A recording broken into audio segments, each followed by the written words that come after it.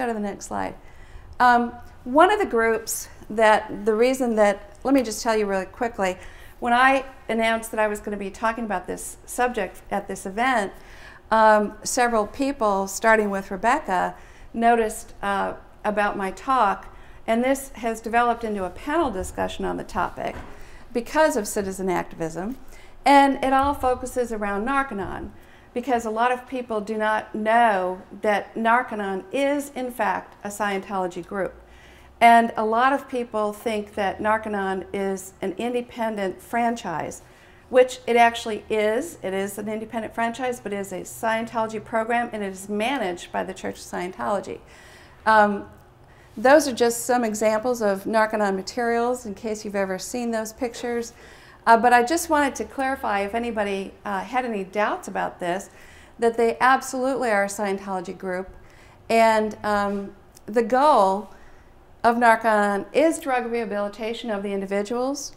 But the point is they want individuals to be so successful that they give credit to L. Ron Hubbard and then recruit them into Scientology organizations. That is the goal. And that's why you see L. Ron Hubbard's name on these materials. And I just wanted to share with you, I have, and I'm going to talk about this on the panel, but I did a drug rehab program when I was in Scientology. And I didn't do Narconon. I did not do a residential program. I did what's called the Purification Rundown. And my husband at the time, Peter, also did it. He was on it for about 3 months because he had a heavier drug case. I did it in about 2 weeks because I had a lighter drug case. But I can talk about that Purif program when we're on the panel. Let's go to the next slide.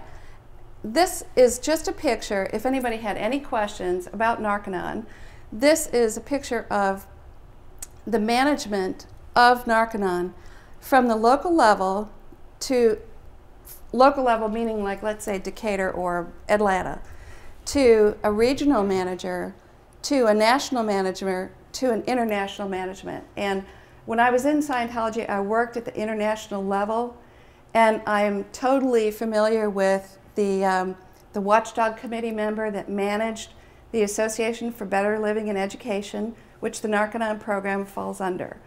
And so it's impossible to deny that Narconon is part of Scientology. It's very much part of Scientology. Let's go to the next slide. So my paper is, I want to wrap up my talk so that we could get into the panel discussion, but my paper, you know, looking into this whole situation brings so many significant topics that need further research, and I'm going to show you some research questions. But basically what I'm finding is that supportive religious freedom is actually contradicted by opposition to cultic groups as risk-generating influences, which gives us an interesting problem to resolve.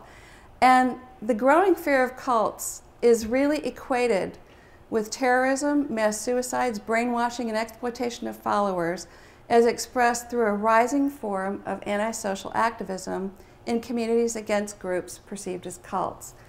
And in the next slide,